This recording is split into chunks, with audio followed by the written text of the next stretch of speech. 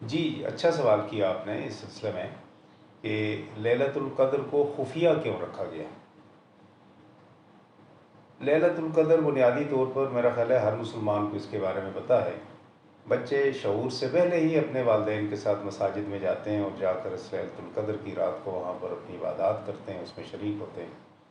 قرآن مجید کہتا ہے انا انزلناہ فی لیلۃ القدر، لیلۃ القدر خیر من الف شہر، تنزل الملائکۃ والروح فیہا بإذن ربہم من کل امر سلام ہی حتی مطلع الفجر۔ یعنی پورا بریف کر دیا گیا ہے یہاں پر اللہ تعالیٰ نے کہ لیلۃ القدر ہے کیا۔ لیلۃ القدر کو 1000 مہینوں سے زیادہ بہتر قرار دیا ہے۔ اب یہ 1000 مہینے مختلف ادوار میں اس سے لاکھوں بھی بن جاتے ہیں، اس لیے کہ اگر آپ حرم پاک میں بیٹھے ہوئے ہیں اس رات کو، تو حرم پاک میں ایک دن کی عبادت 1,00,000 دن کے برابر ہے، ایک نیکی 1,00,000 کے برابر ہے۔ تو اس کی کیلکولیشن میں بڑھنا ہی نہیں چاہیے، اللہ تعالیٰ اسی ایک نیکی کو بھی قبول کر لے۔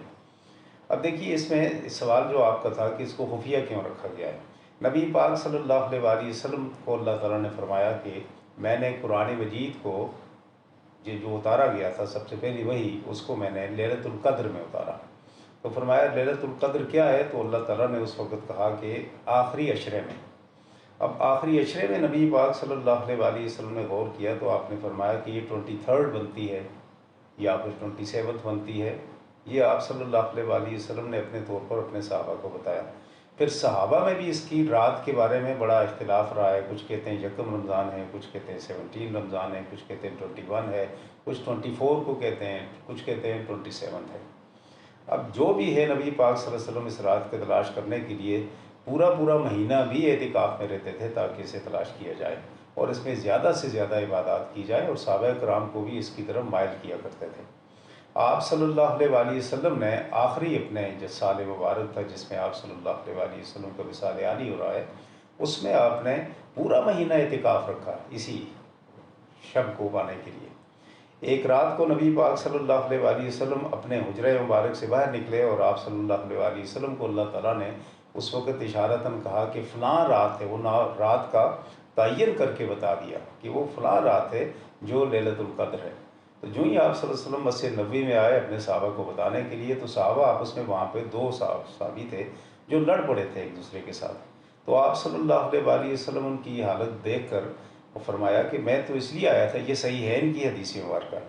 کہ میں اس لیے آیا تھا کہ میں اللہ تعالیٰ کی طرف سے آپ کو بہت بڑی نعمت دے دوں کہ لیلۃ القدر کون سی رات ہے۔ تو اللہ تعالیٰ نے اس کے ساتھ ہی میرے ذہن سے اس کو مٹا دیا آپ کے جھگڑا دیکھ کر۔ اب تمہارے لیے یہ ہے کہ آخری عشرے کی طاق راتوں میں اسے تلاش کرو۔ اب یہ اس لیے اللہ تعالیٰ نے اس کو مخفی رکھا کہ ہم جستجو کے ناطے سے آخری طاق راتوں میں اسے تلاش کرتے رہیں، اور اگر کسی نعمت کو اللہ تعالیٰ متعین کر دیتا ہے کسی دن کے لیے، تعین ہو جاتا ہے کہ آج کے دن کے لیے یہ نعمت مختص ہو چکی ہے، پھر کوئی شخص ہم میں سے مسلمانوں میں سے اس نعمت کو اس دن کو پانے کی جستجو نہیں کرتا تو گناہ گار ٹھہرایا جائے گا۔ تو اللہ تعالیٰ کا بڑا احسان ہے کہ اللہ تعالیٰ نے اس کو محفی رکھا، ہم سے چھپائے رکھا، تاکہ اس دن کی مناسبت سے ہم خود اسے تلاش کریں آخری راتوں میں، اور جو بھی مل جائے ہمیں اللہ تعالیٰ اس کی نعمتیں عطا کرتے۔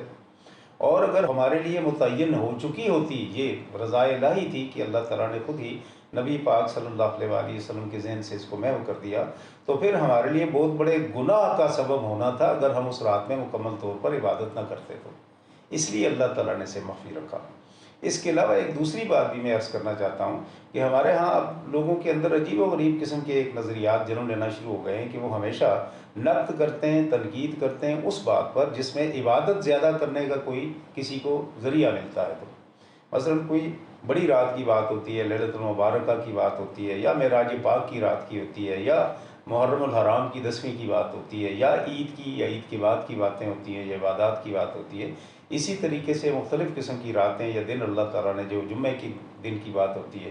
زیادہ عبادت کرنے کو لوگ تنقید کرنا شروع کر دیتے ہیں کہ جی اس میں تو اللہ نبی پاک صلی اللہ علیہ وسلم نے بھی کچھ نہیں فرمایا، یہ فلاں اگر حدیث ہے تو وہ ضعیف ہے، اس کا راوی مستند نہیں ہے۔ یہ ساری باتیں مجھے نہیں سمجھ آتی کہ لوگ صرف عبادات ہی کے ناطے سے کیوں کرتے ہیں۔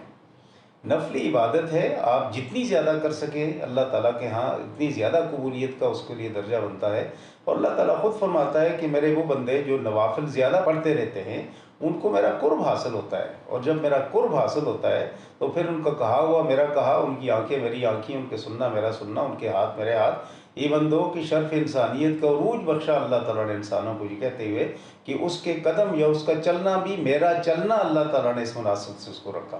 تو یہ سارا کچھ زیادہ عبادت کرنے کی وجہ سے رکھا۔ اس چیز سے ہرگز میرا نہیں خیال کہ کچھ لوگ اس کے اوپر ہم خواہی بس ایسی شور و غوغا کرتے رہتے ہیں۔ اللہ تعالیٰ توفیق دے تو یہ بہت بڑی بات ہے آپ کے لیے کہ اس رات کو اللہ تعالیٰ ایک لمحہ بھی میسر ہو جائے،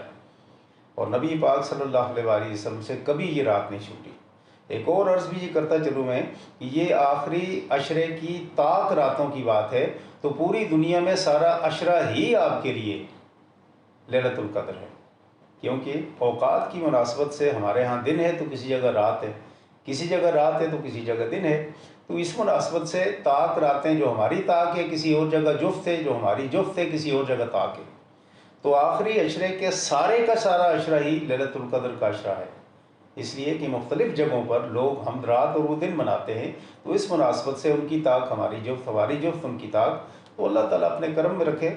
اللہ تعالیٰ اپنے احسان میں رکھے، اور اس کا ایک لمحہ بھی اگر عطا ہو جائے تو یہ سراسر سلامتی ہی سلامتی ہے ہمارے لیے دنیا اور آخرت کی۔ اور جسے اللہ تعالیٰ کی طرف سے سلامتی میسر آ گئی دنیا کی اور آخرت کی، یاد رکھو اس سے بڑی نعمت کوئی نہیں ہے، اس سے بڑی کامیابی کوئی نہیں ہے، یہ اللہ تعالیٰ کی طرف سے بڑا احسان ہے۔ پروردگار ہم سب پہ اپنا کرم فضل اور احسان رکھے، اور ہمیں اس کسی ایک ساتھ کی سعادت نصیب فرمائے، آمین۔